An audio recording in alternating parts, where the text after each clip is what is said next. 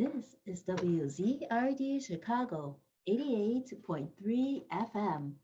And we have with us at WZRD via Zoom, Senabella Gill, jazz vocalist, songwriter, and many other talents.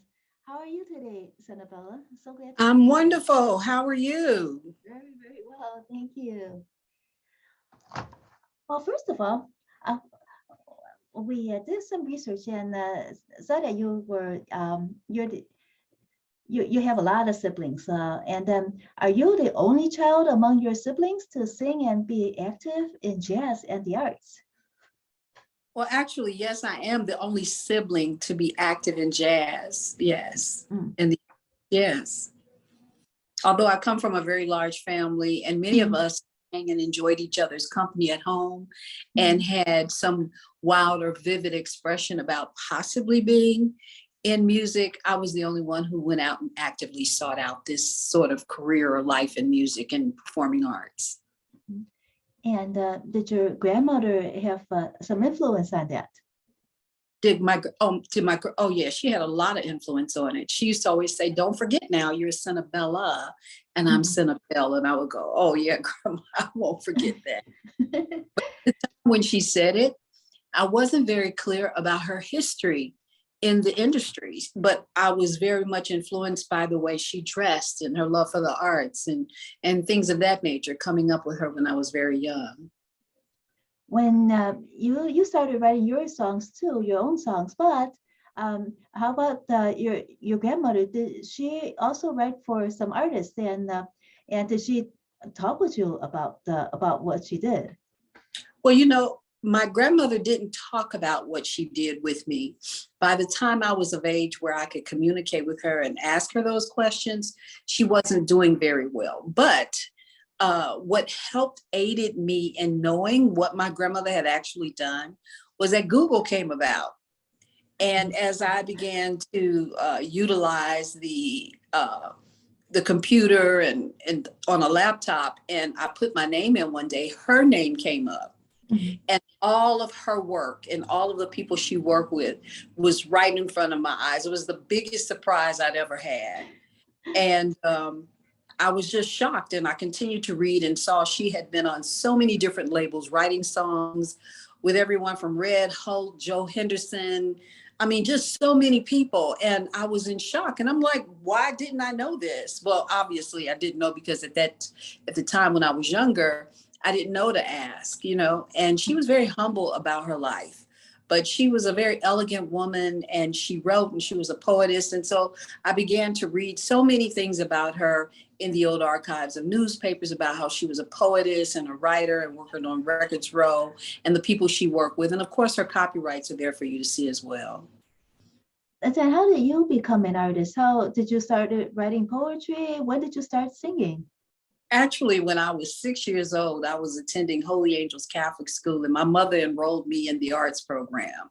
So that was just sort of a thing that you did when you went to Catholic school. You were participating at every level and everything. So at 5 and 6 years old, I was already in the arts, performing on stage, singing, and I just took to it like it was nothing. And I loved it and started playing piano and doing all of those things. And my mother, she really, really supported that idea that if one of her children, and she had many, it was 15 of us, that she would just push us right out the door to do whatever. So she put a little money in my hand on Saturdays, go get your piano, go do this and go do that. And so I would walk a mile or two to school and partake in the arts. And that's how I got started. But I loved it. And she was really clear that I loved it. And she always would say, whatever you want to do, Senabella, if you want to be a secretary, remember you can own the secretarial school. And I was like, oh, okay. So I approached the music with that same idea. I conceptualized it that I could do more than just sing and or perform. I saw myself as a full force sort of to be reckoned with if in fact I wanted to be a part of the arts. And so I just approached it from that aspect, and it just kept moving that way. So that was what you wanted, but you were so young at that time.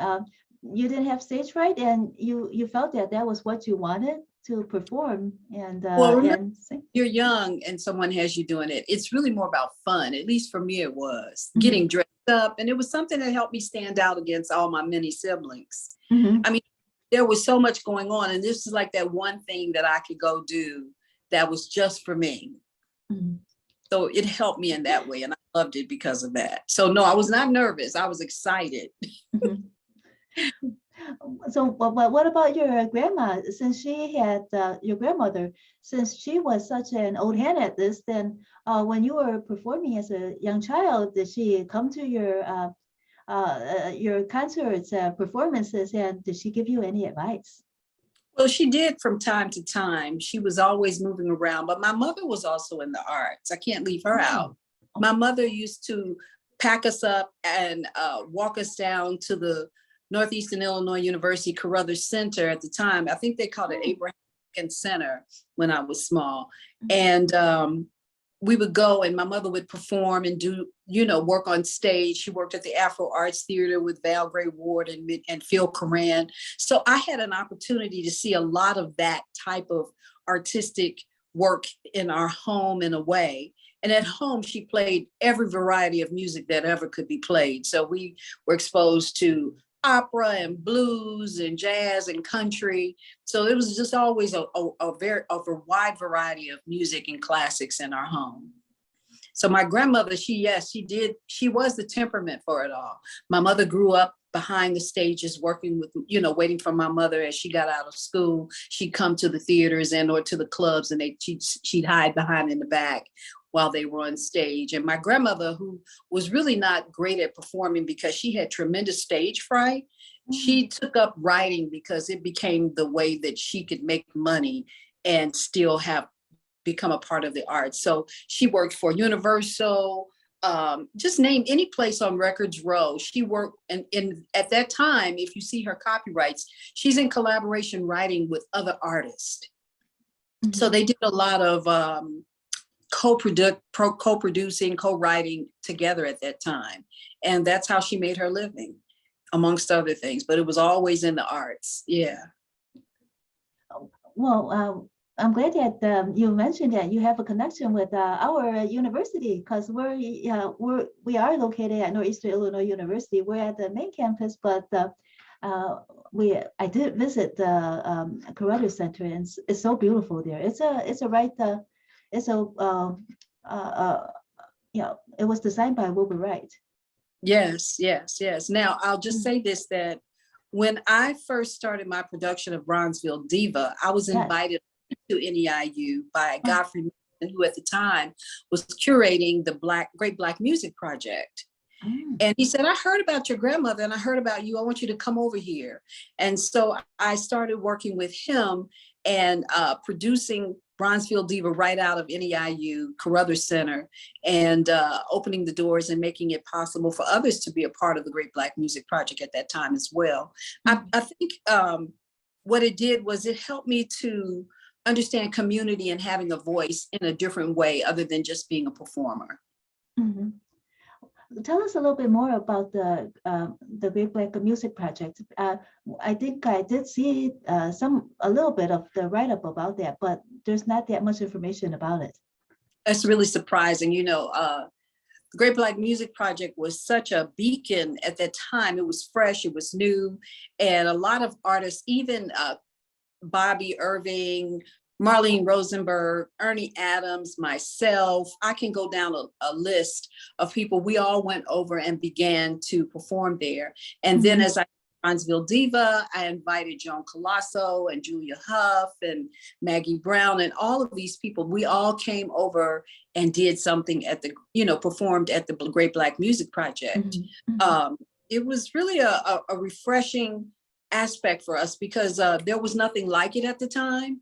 Other than inside of a school, there was, of course, AACM and other things that were happening, but the Great Black Music Project was a bold experiment, if you will, at that time of presenting Black artists under this title, right? Mhm. And we would come in there together and just hit the stage and have a great time.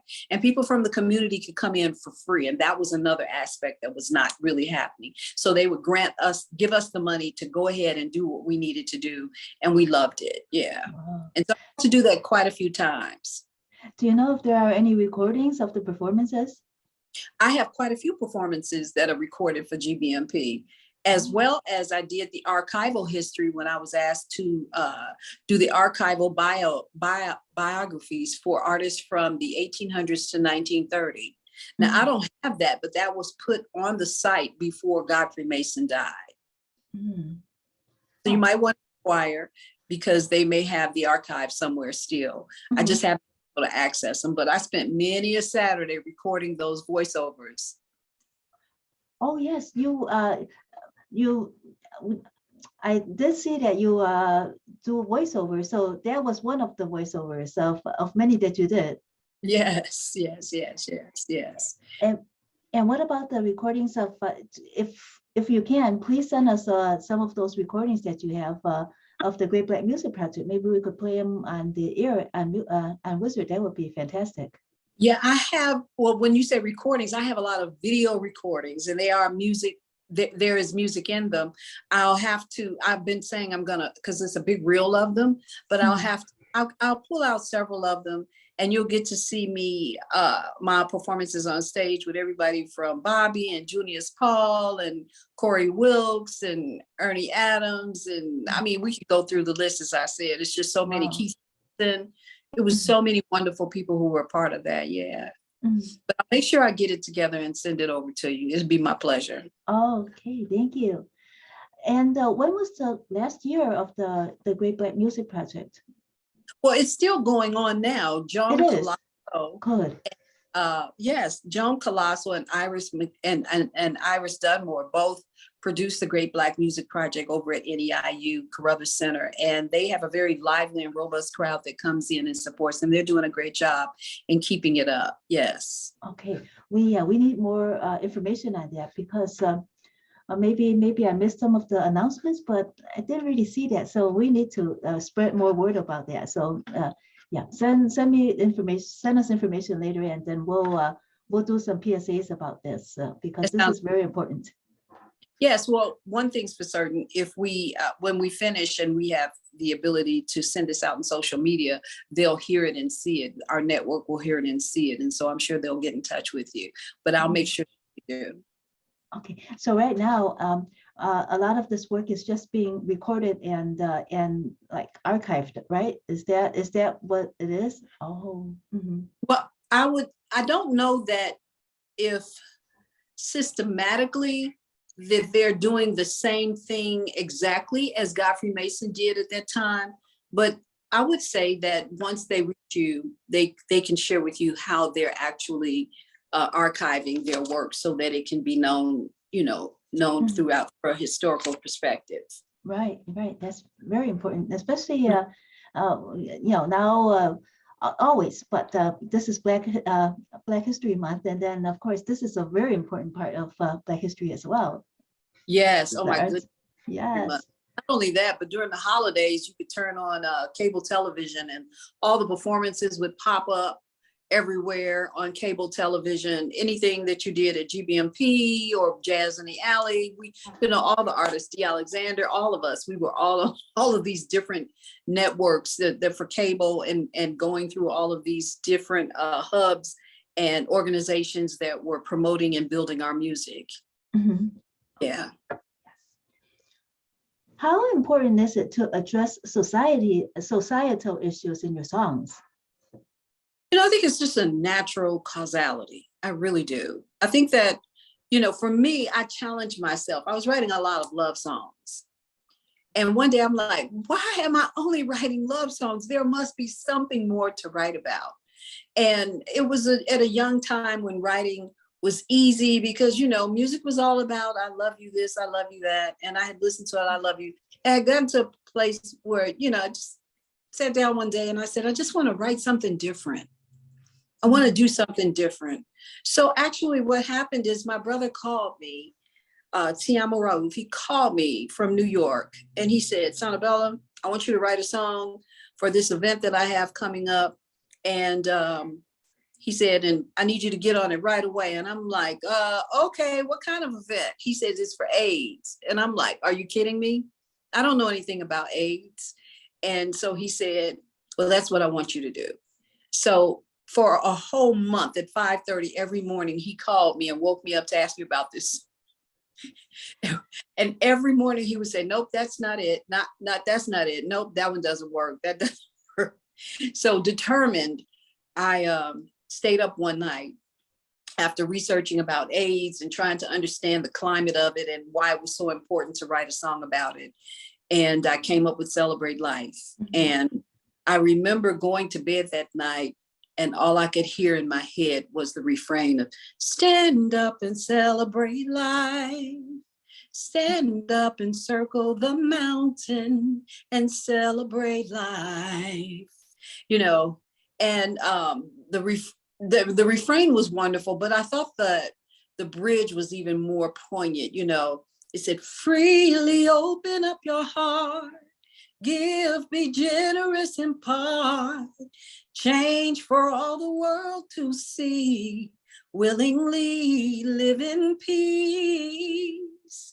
And there'll be no more dying, no more pain, no more, you know, and all of a sudden I could hear the music in my mother's home playing, the orchestra, the timpani, the you know, just all of the things that make you feel like you've made something happen in a writing. And that's, I think, was the torch for it. That was the torch for it. I realized that I could say something and it can be beautiful and beautifully written and produced really wonderful, and it could be effective to help people see something from a more humane place. Yeah. Yeah, that was back in 2001. We played it a little bit earlier prior to the interview, so Okay. for an introduction. It's beautiful. Thank you so much. It was a labor of love. And as soon as my brother heard it, he said, yep, that's it. Get on a plane and go to New York. I'm bringing you to New York. Going to the studio, from Kool and the Gang, Kool Bell. He met me. He and his brother met me at the airport. They picked me up, took me to the studio, and I labored with the song all day with his other brother, who we did the first sample of it. And then it went all the way to South Africa. And they said, well, we'd like for you to come here and sing it. I'm like, well, I'm not sure if I'm ready to go to South Africa yet because of the apartheid.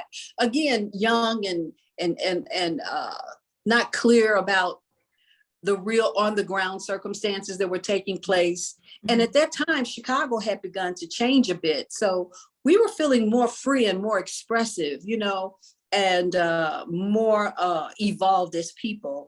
And then in South Africa, there were these things happening, and it seemed as though somehow they were living back in a time that was very, very violent and difficult. And I just couldn't see transporting my physical self there to do. Yeah, it was a big.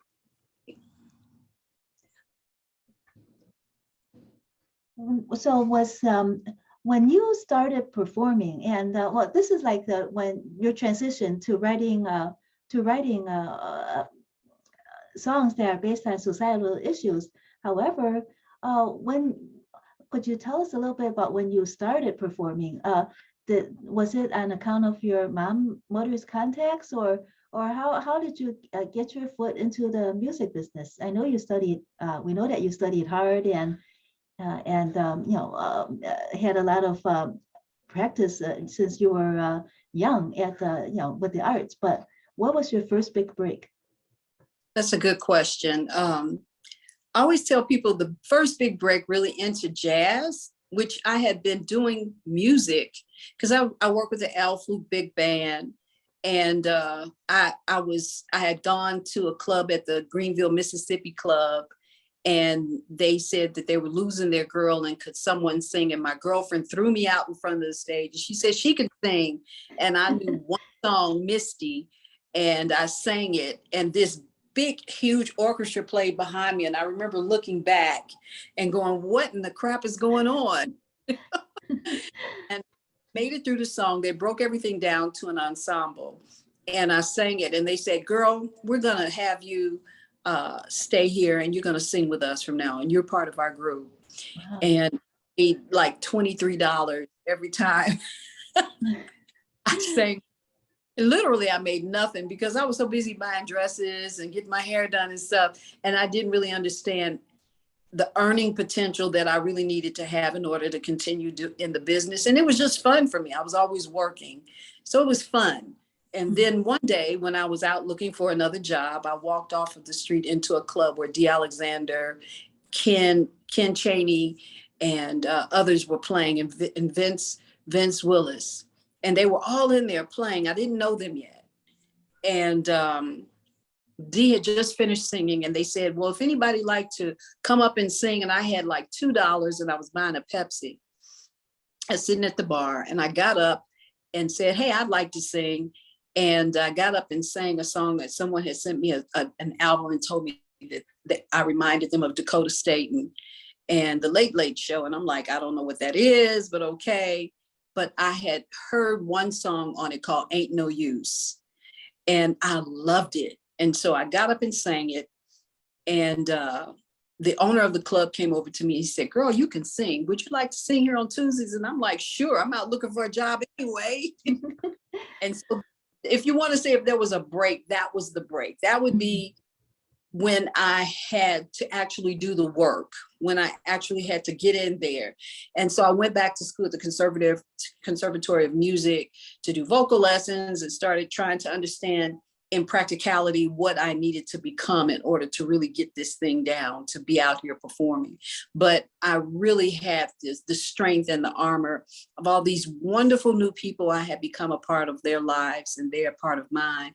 And just learning and mimicking and just valuing every part of that road, knowing that it was something there for me, that I could sort of embellish this music and actually sing it. And people started saying I was good. And I kept going home and saying, are you really good? Are you really good? Because it's so great. But I stayed with it. And I kept writing, and I kept, every time I heard someone sing, I was writing a song behind their voice, every time somebody did something, I was like, oh, I could write a song for that person, or I could do this, and I would go to them and say, hey, would you like to sing this song? Or would you like to do that? And then Baabe, who is my lifelong friend, brother, and we're related by family, his sister and my brother both have a child together. So we always said we were like family because of that. And he took me under his wing. And I had left Chicago, went up to DC to live for a while, married, and came back. He took me under his wing. And after that, it was all gravy. Everything was execution, learning, valuing again. And I watched him in his temperament, in his place. He let me sleep on his hard futon in his dining room. And I remember the 8 months on that futon. I couldn't wait to get out of there. It was one of those great lessons, but the hard lesson. And but he was a beast. He wrote every day. He wrote poems. He drew. He did art, visual art. He played the piano. He taught people. He went out to work. He toured. He did so many things that I just said to myself, how is it that he can do so many things just for this one project that he would work on? And then in that time, I was able to work on a new project with him that he now calls Generations. Oh, wait a minute, what's it called? He redid all those songs. I ended up going to Japan with he and his other band, School of Cool, and we at the Montreux Jazz Festival. And I got to be the girl who sang at the Montreux Jazz Festival in Japan, in Tokyo, Japan, at the center.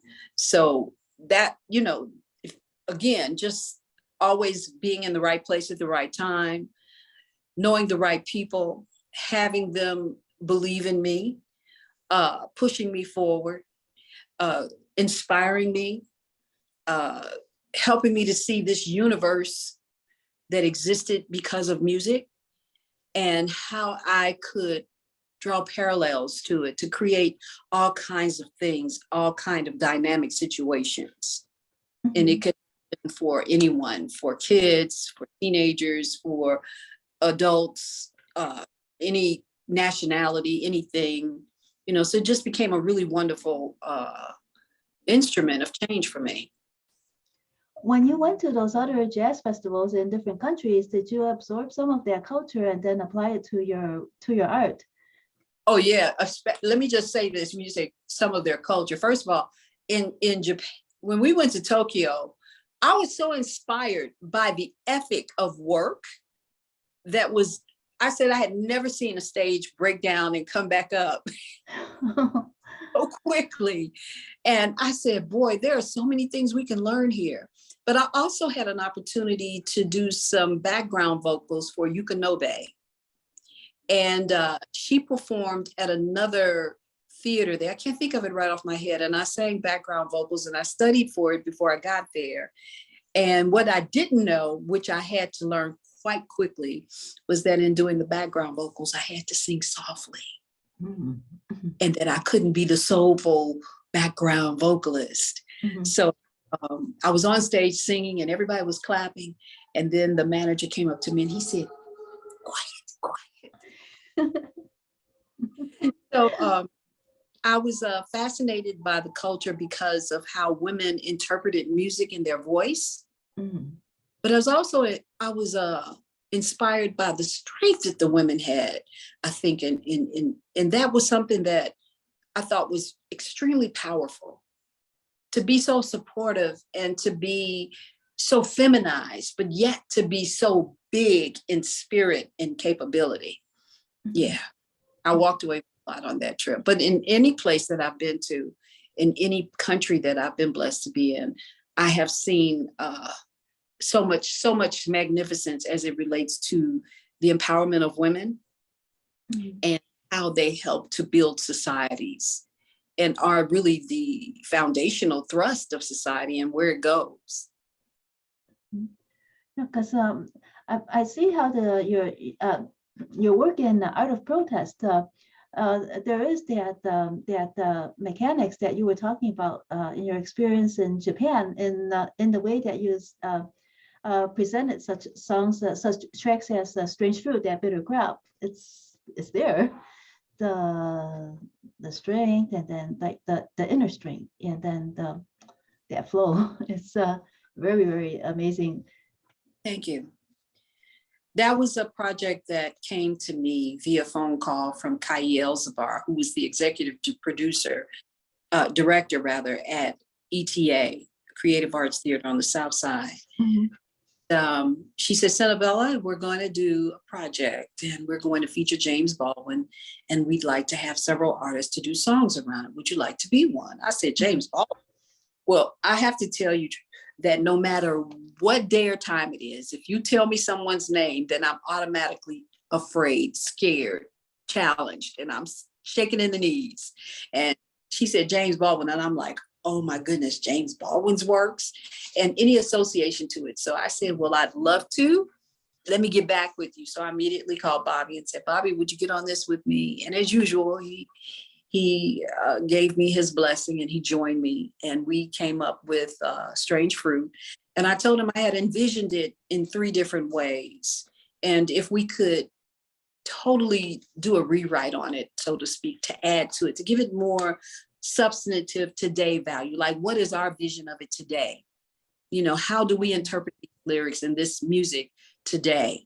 And at the time, Afro-Futurism was something that was being sort of like stated and said in some societal terms amongst our younger generations, but I wasn't as much involved with it from that aspect. But I wouldn't know until we were completely done with it that his daughter Sharon would use that terminology to speak about what she saw in it, in having listened to it. But he and we did what we always do. It was during COVID, and so we were on the phone the majority of the time. And as time ran out, I pushed him and I said, Baabe, we've got to get this done. We have 2 more days to finish. And he said, okay, no problem. And so via phone, he said, just sing to me, sing it. He said, give me the key you want to sing it in. I said, Baabe, I don't know what key I want to sing it in. I'm not even sure how I want to sing it. And as I hung up, I went to bed that night and I kept waking up hearing that bitter cry, that bitter cry. And I said to myself, that won't leave me alone. It just wouldn't leave me alone. And so I got up and I sent that to Baabe. He said, it sounds good. Sing the rest of the song, Senabella. Sing the rest of the song. So I sang the rest of the song. We went back and forth. He did his first run on it. And I said, I don't want it to sound like it used to sound, Baabe. I said, I want this to be a whole new interpretation. Go back and do it. He said, okay, well, I tell you what, you sing it the way you hear it, and then I'll play it the way I hear it. And that's what I did. And through the course of it, we were back and forth on the phone all night, this one particular night, I think till almost 1 a.m. And I started to write, It's a Cover Up. I saw that as an extension to the actual lyrics that were part of the song. Like, this is the way we see what you said, that it was a cover up, you know, and it happened in the dark of night. And that people now today are still trying to find their way back to who they are from this situation being there, that way that had happened. And that we were forced to close our eyes and to shut our mouths and not say anything about this, you know. And I sent it to him and he said, good, okay. He said, you got to come over and record it. And I'm like, okay. So the next day, literally, I got up, packed up a few things, went to his place. He put me in one room, he was in another room, and literally recorded the video. I mean, there were steps of it that were happening so quickly that we literally got it done within like about 72 hours. And we knew that it was meant to be. Mm-hmm. It was meant to be. When I heard him play his interpretation on piano of Strange Fruit, that bitter crop, I remember crying, saying to myself, wow, it was everything I felt inside of me. It was reverberating and it was making me stop to realize that we can reimagine great work and revisit it from a musical place that was like making a whole new movie, you know, and that if we're blessed, if we're that lucky, if we're that creative, if we're that unafraid, that it can have an impact and allow people to understand how we feel today in 2020, 21, you know, 22. Yeah. Yes, it's a very powerful version. So so you wrote the additional lyrics then. Now we know. It's yes. Mm-hmm. And all the improvisations, the musings, vocal music. Yes, you did all that. Baabe, Senabella, I need you to do more around this song. Can you do this? And I'm like, oh, okay. And then I pick up my phone and ooh, and he said, okay, give me more. Then, you know, you give him more. And then he takes it and just a little scientist at his desk and he just pulled it all together. I'm always really amazed at what he can take some little bitty drop of rain and turn it into a flood of beautiful things, you know. Right. And right. so, yeah, what can I say? Master producer. So the performance at ETA Theater, that is the performance, that is the version that is on the album? It's not the version on the album. Actually, after we finished providing what was asked of us to ETA, I went to Baabe and I said, Baabe, I called him up on the phone. I said, you know what? We need to do more of this kind of thing. People need to see and hear our voices. We need to do an album to revision all of this kind of stuff. And he said, that sounds good. Then he calls me right back next morning. He says, I'm going to do it. We're going to do it. It's going to be called Art of Protest. I said, let's go. And that's how we got started. Oh. So, and pulling the material, talking to people, making sure that it was substantive and yet individualized enough so that it could be unique, that it's everyone's voice, but yet, again, the great conductor, you know, can put this together in perspective and allow it to have room to breathe, no matter which one you heard. Yeah. So this was the seed of it, the song Strange Fruit, and your inspiration to do more with the project then. Yeah, It was the seed of it. It was, Mhm. but I still say it was collective because now we're in it together all the Right. time about it. So we were doing this like we do all of the other projects that we've been on together. It was just this synchronization. It's like we both land on the same planet in the same spot, and we both understand what we need to do, and we just get to it, and it always comes out beautifully. Yeah. So the version that we saw on the video of you and Baabe performing, is that Yeah. the version that is on the album, or is it is another Yeah. version? It is that version. It's the version that's on the album, but he included the musicians. He brought in oh my God, I can't think of their names right now, but the other guys on the Mhm. album. Yeah, he brought lots in, of. Mhm. yeah. Go ahead, please help. Yeah. Let's see. There's a tiny print. Let's take a look.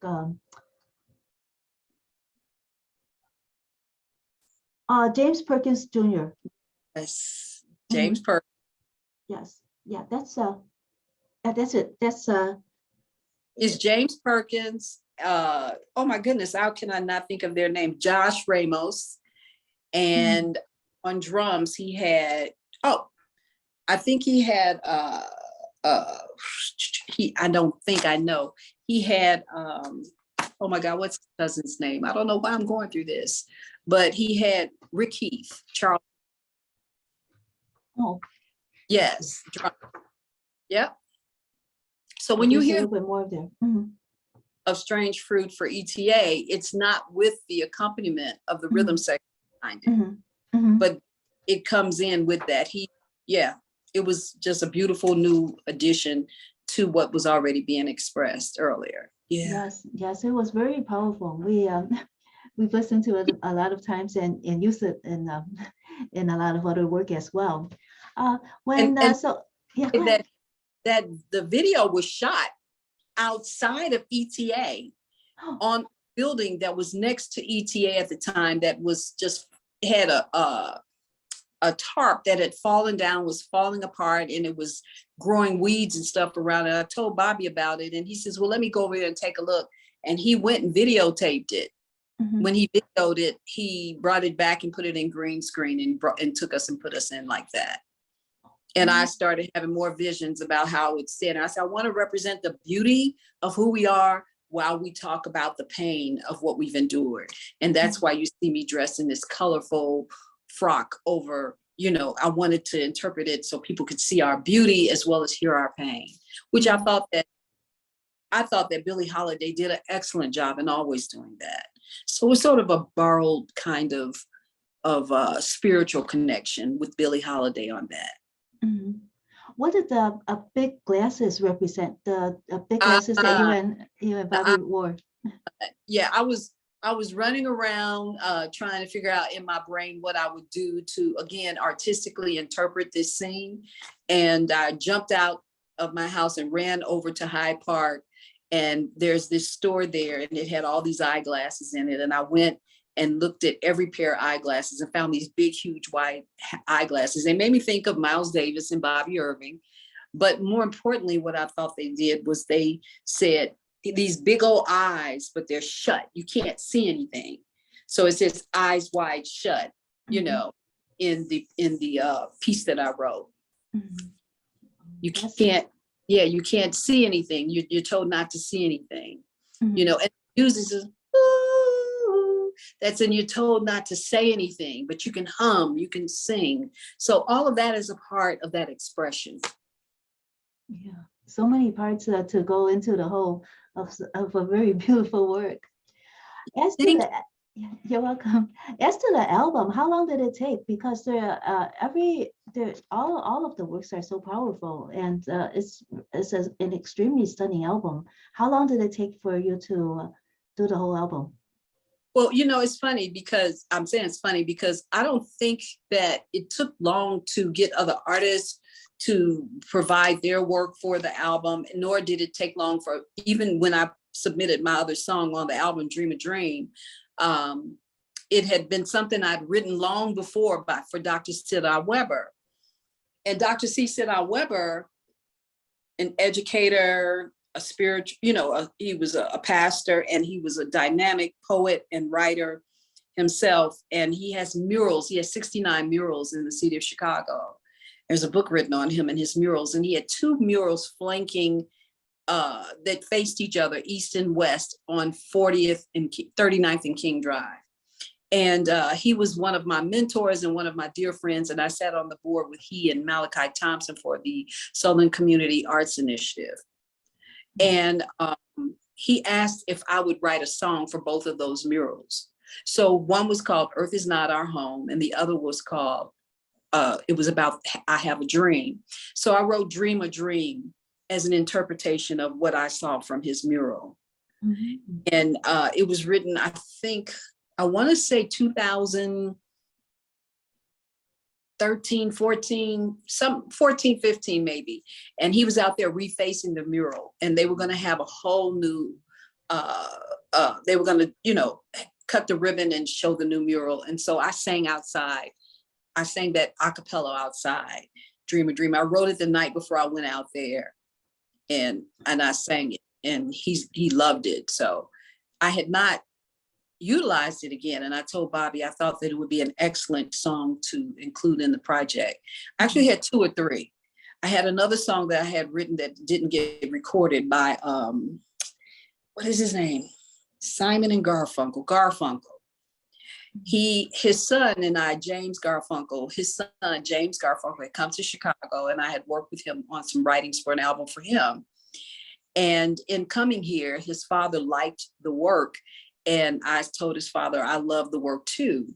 And so he had shared with me about what he was doing.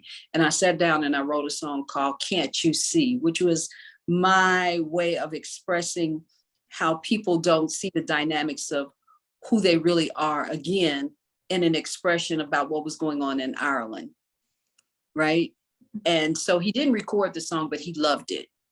And, again, just these opportunities kept arising to cause me to write, to be impacted by what was being said, the people that were around me, and whether they be used or not. So Can't You See, it awaits its presentation as well. I plan on doing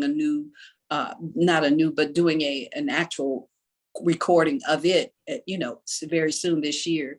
And Dream a Dream made its debut on Art of Protest. Baabe loved it right away. He said, "This is it."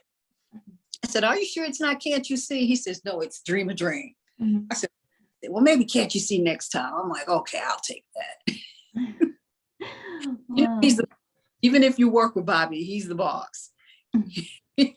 Yeah, well, I think he sees all the little pieces that are going on, and then in his mind, he's putting everything together. Like I say, he's the conductor. He can every little thing. Mm-hmm. What about the other songs? Did you have any part in writing any of the other songs? No, I didn't. I think that's the beauty of the work, is that those songs are either Baabe or people who submitted songs. They wrote those songs themselves. They're their original works of art. Yeah. That A Long Way From Home, is that the one where there's a rapper? And I forgot to ask Baabe when I interviewed him, is he the rapper? Baabe is the rapper on that. He manipulated his voice so you couldn't tell it was him, but he did write that interpretation. But A Long Way From Home was written by Dwight McKee. He's a phenomenal writer, but he's a social act. He's a oh my God. He is he had completed an album that he did with Baabe. And so A Long Way From Home made it to the album because it speaks to the narrative. Mm-hmm. Yeah, but Dwight McKee, that song was excellent. And the pastor, when he did oh my God, just powerful, mm-hmm. Just powerful. And then the young guy, Ajene Cooks, was one of the young people that we worked with on a production that we did called Young Diva Young Divo. And he sang the song, A Long Way From Home. Oh my God, that song is powerful. Mm-hmm. Yeah, and Baabe did a great job on it. Yeah, it's Baabe's work. What can I say? Maybe this interview is about Baabe. No, it's about you and your work with Baabe, because it's such a great team. All the artists, it was a great team that produced this album. Mm-hmm. So you also worked in voiceovers, and how did that help you in your singing career? What kind of voiceovers did you do? Well, I've done voiceovers for hair products, Mhm. for uh, Christian books, hair, beauty products, hair, wow, different kinds of things, but how did they help me? I think what it did was it just gave me another layer to realize how I could facilitate the use of my voice. Mhm. But it also taught me how important it was to write narratives in different ways. So I began to write copy as well as to do voiceovers. So during my time when I ran a multimedia studio in Bronzeville at 41st and King Drive, I had a youth division that I formed, and it allowed us an opportunity to take all of the things that I'm being so transparent about today with you into that space and create Urban Broadcast Media Youth Division, where youth would come in and they would be able to utilize their talents in various ways to really understand that they didn't have to be stuck in a hole if they really in a corner, that they could literally expand on their creative, with their creative juices. So they had a chance to do live radio, create their own live radio shows and talk, produce those behind the scenes aspects as engineers, write the copy for clients who wanted to have youth do writing. They also had an opportunity to record songs in the studio. They had an opportunity to also create videos, how to do social interaction and public relations with the community. So, again, everything that I have experienced and had begun to demonstrate was a way of working, was something that I took into any work that I did, whether it be in the schools or whether my workplace or a nonprofit, Young Diva Young Divo, always trying to make sure that we could be instruments of growth and change and helping to bridge gaps in communities. Yeah. Yes, it's wonderful that you could use your talent like as a tool to improve the community, to make the change. And I You just want Yeah, it, go ahead. it I have to keep saying this, it's true. My mother was just so good at using the arts to keep us in step. Mhm. She used the arts as her behavioral tool in Mhm. the house. Instead of, she wasn't loud, she was quiet and she was clear. And so we knew her clarity because if we came home and she had on quiet music, it meant to be quiet. If we came home and it was a little bit more upbeat, that means we could be more lively. The things that she exposed to us, that she allowed us to see on TV, the books that she caused us to read, and sitting together in a circle and hearing her tell stories and writing poetry and art in our home. It was just a big instrument that she utilized. And I think I took that and drew from that as an inspiration of all the things that I could to create. When you did voiceovers and you said that you started creating narratives, did you apply that narrative frame of mind to writing your songs as well? Oh yeah, definitely. Definitely. Certainly Yeah. did that. Yeah. And then I'm back to writing stories of love too, but I looked at it in a more expansive view to be more wholly uh visible, you know?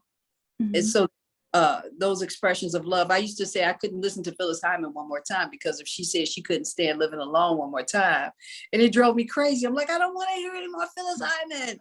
But then it was Phyllis Hyman's musings that I would go back to and understand why those songs were important. Yeah. Mhm.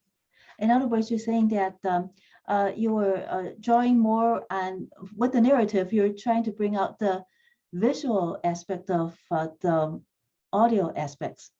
Mm-hmm. Right. Well, for me, I hear everything at one time in my head. So when I'm Mhm. writing, I'm singing and I'm writing. And yes, yes, yes. It all comes from that spiritual place that you go to when it's time to write. And then I started the writing became so important to me. I couldn't even be in my car. I would drive past a sign and all of a sudden I would go, oh, and then I'd write something down, or I'd see someone do something and I'd write something down. It was just coming at me like meteorites all the time. Mhm.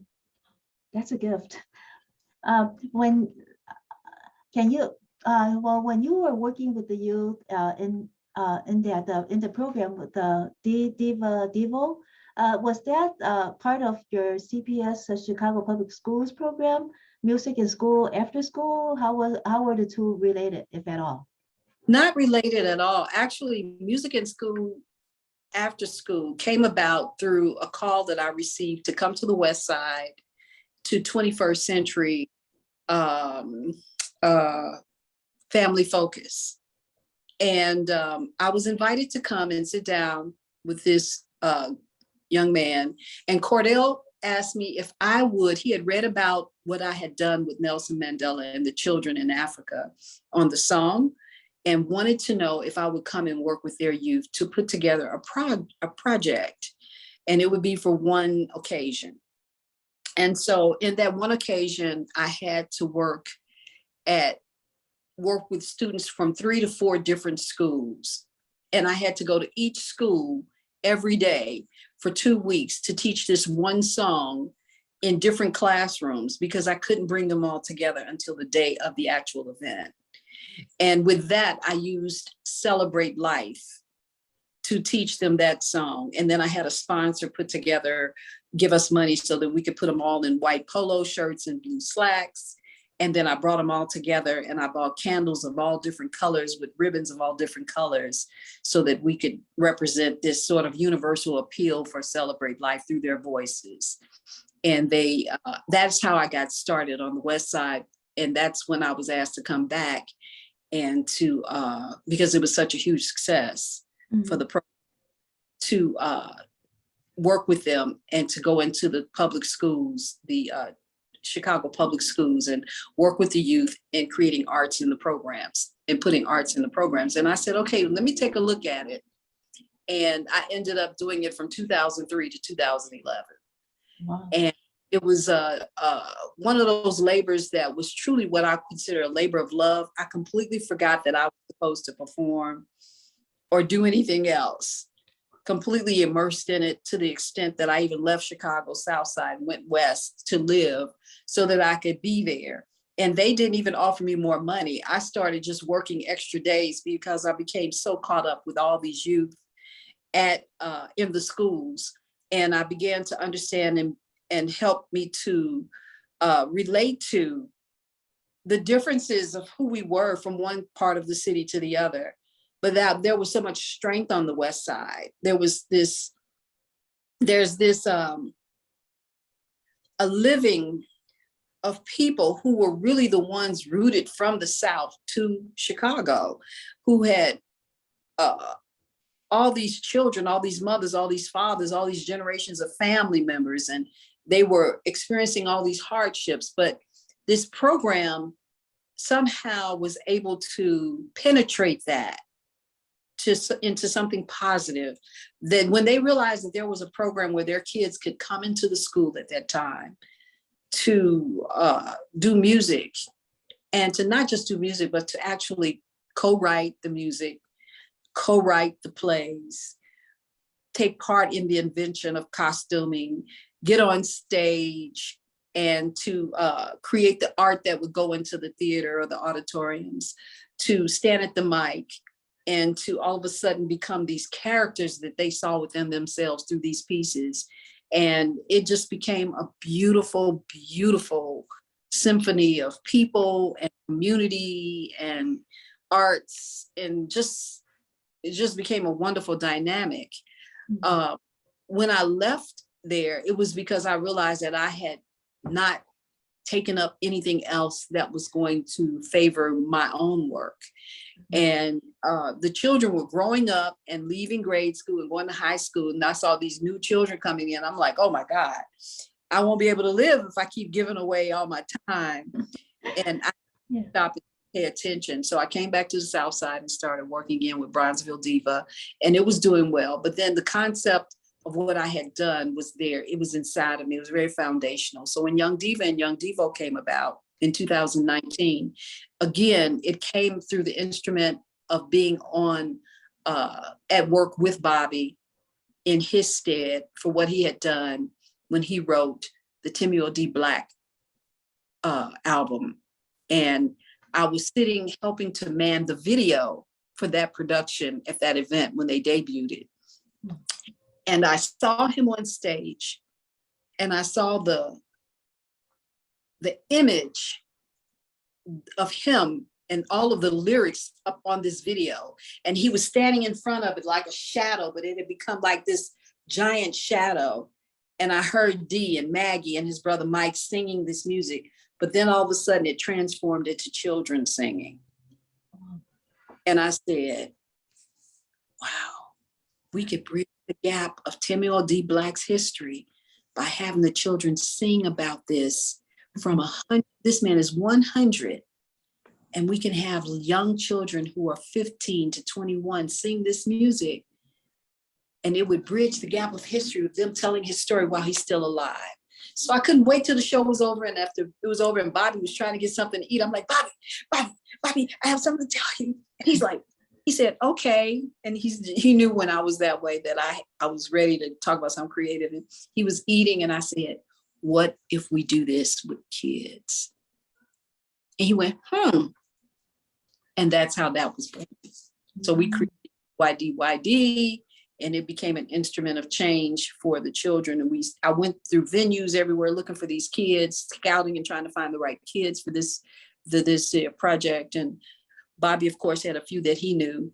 And we put these children together and we just did what we had to do. And next thing you know, we were doing YDYD, and they were telling the story of the sounds, the sound century of living Timuel D. Black. And they were learning this music and doing this music. And it was so fantastic. I remember I recorded every rehearsal. And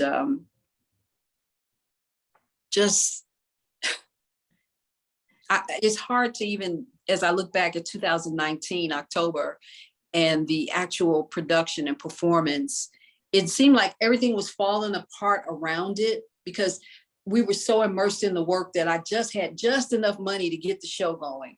And Baabe kept spinning. I said, Baabe, we can't. But Senabella, we got to pay the kids. We got to do this. I'm like, okay, but they're getting paid. We're never going to get paid. And this is costing this. And I'm behind the scenes and he's now on the scene. And I had, there was just so much work to do, but it was beautiful. And people were jaw dropped.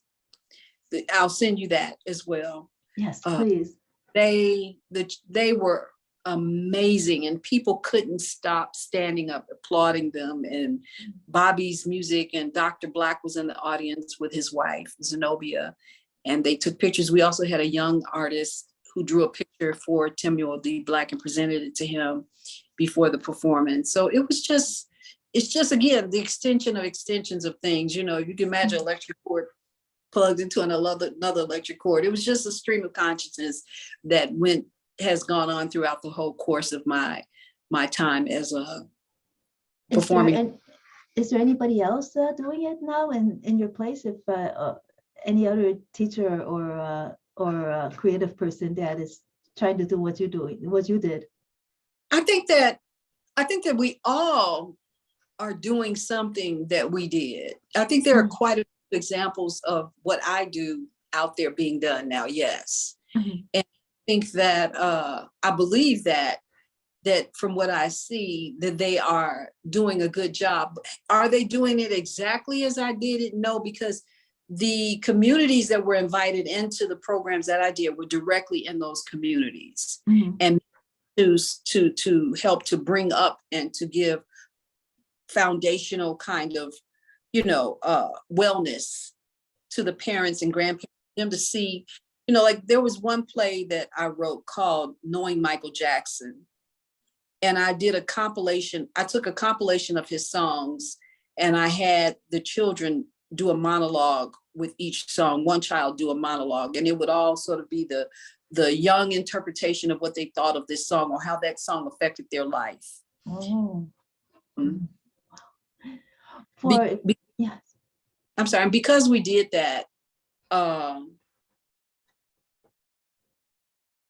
those were things that unless you were in the room or at the production, you didn't get to see.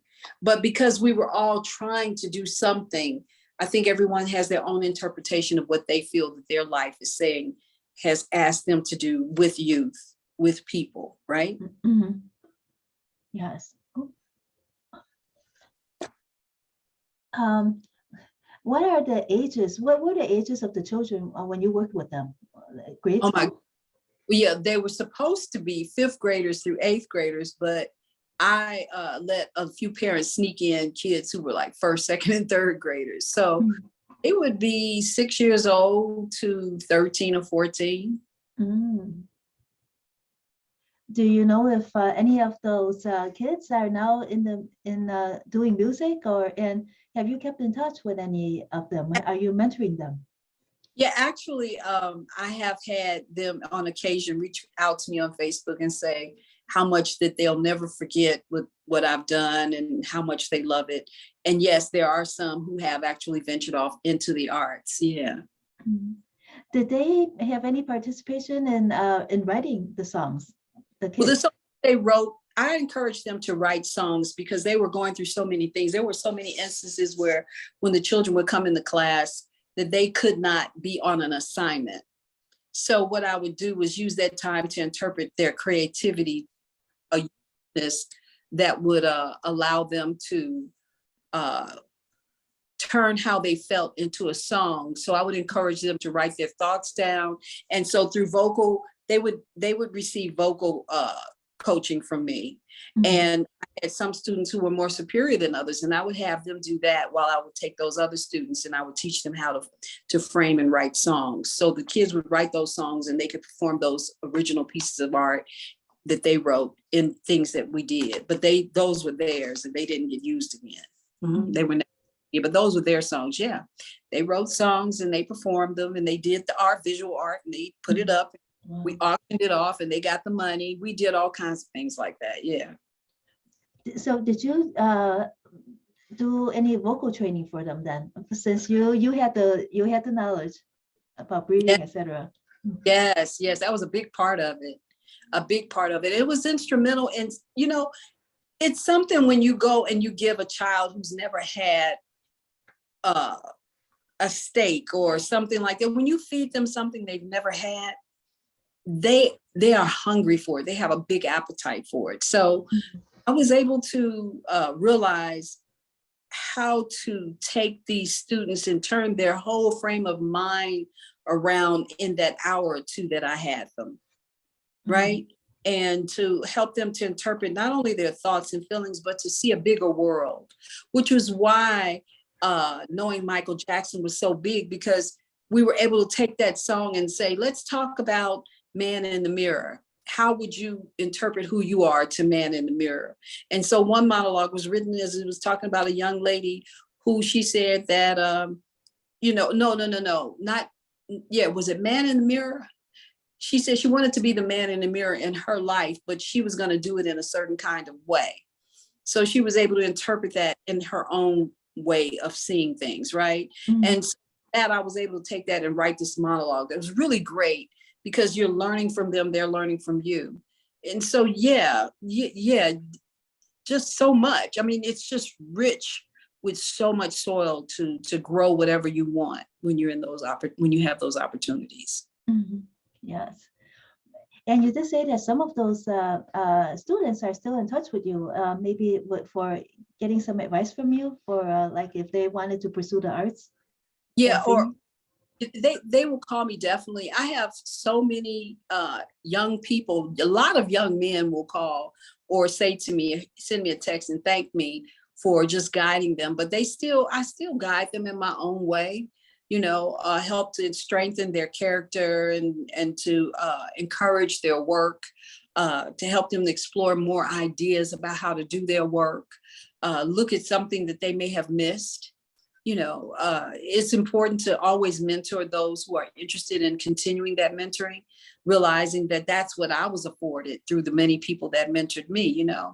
Baabe is a great mentor and friend of mine, but I mean, I've had so many wonderful other mentors, and I've been blessed to be able to say that this business has been kind to me, that I didn't have to have what little of it I've had, but I've had it in a way that I know that it was my portion. It's my portion. It's what I am and was supposed to do and am and will do. I continue to work on things. I'm looking forward to the next projects and doing the things that I do. Yeah. When you worked with Nelson Mandela to write a song for his tour to raise money for the children in Africa, how did that come about? And do you know how much money he was able to raise? Well, they didn't disclose how much money he raised, Oh, but okay. I was asked to do it via a letter. My brother received a letter from Nelson Mandela. And at the time he had been working with he and Winnie closely. This is just as he had gotten out of prison. And he had began to look for seeds to help to grow his ideas and nourish things that he saw that were just not available in South Africa. And at the time, my brother was there on the ground working with them. And then he came back and he was in Chicago and he received a letter and he read it aloud to me. And in it, he had asked if we would do all we could to help him, to help, push this narrative forward. What could we do? And so I sat down and I wrote a song called Say Yes to the Children of Africa. And after I recorded it, again, off to New York, recorded, and it went over. And the young group at the time called Serafina, who was in Whoopi Goldberg's, the movie that she did, I forgot the name of this movie, but Serafina was introduced to it. It was, she played the nun, right? Yes, Sister Act. Yeah, she was in Sister Act and Serafina was in it. And that is the group that sang their song, Say Yes to the Children of Africa. They were from, Serafina was from South Africa. And they sang the song and it was on Hollywood Records, yes. Well, and so that was donated completely to that cause. You mean you didn't get any payment for it at all? No. And do you know if there's any recording of that song on YouTube or? Yeah, so the one that I lost, and I have been trying to get a cover of that song, but it's in copyright. So I'm going to see if I can find it. I talked to the producer who was one of Cool's brothers for a copy just recently. And he said he was going to try and find it. It was such an old project. And you know how they said, well, that was on that Senabella, or that was I'm like, okay, well, just find it and get it to me. So yes. But Serafina sung it. Yes. Great song. Great job too. Hopefully we could play it on the air because that would be really awesome. Yeah, you just gave me some more work to do. That's all. I have to have it anyway. I did make an inquiry at the end of last year, and Amir said he was going to find it for me. So I'll just get back to him. Just get busy and you forget. Yeah. Yes, that happens.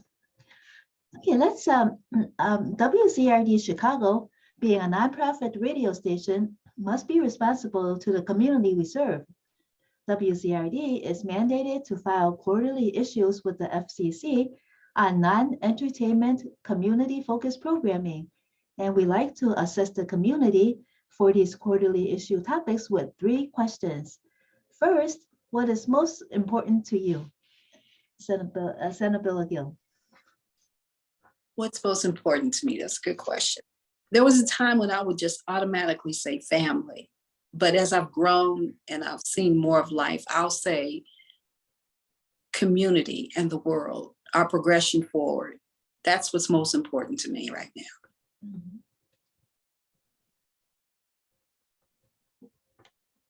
What long-term problem must we address? I think we have to, for me, right where I'm at in just what I said, I think we have to erase color. And I think erasing color, the use of race as color, no matter what color it is, white, black, brown, yellow, red, I think we have to erase the word, the racism, color from our minds. I think that's one of the most important things that we'll ever do.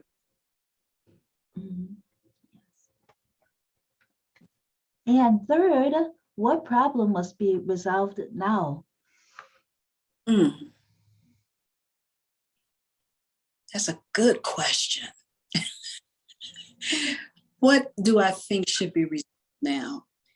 I think if we can resolve the issue of how we're caring for our children, what is the impact of our decisions and how they have affected their lives, no matter it doesn't matter what economic, status they have, but how they will think of us and what decisions they'll make going forward. I think if we solve the issue have we been the best human beings to these young people to allow them to have the ability to create a better world for themselves to live in? If we can do that by being better at what we're doing, you know, especially as it relates to war and, you know, it's all born from these little bitty things, right? Like crime and hatred and what have you. But if we could somehow get to that, that would be, I think, an issue that, again, would be a great pinnacle of change.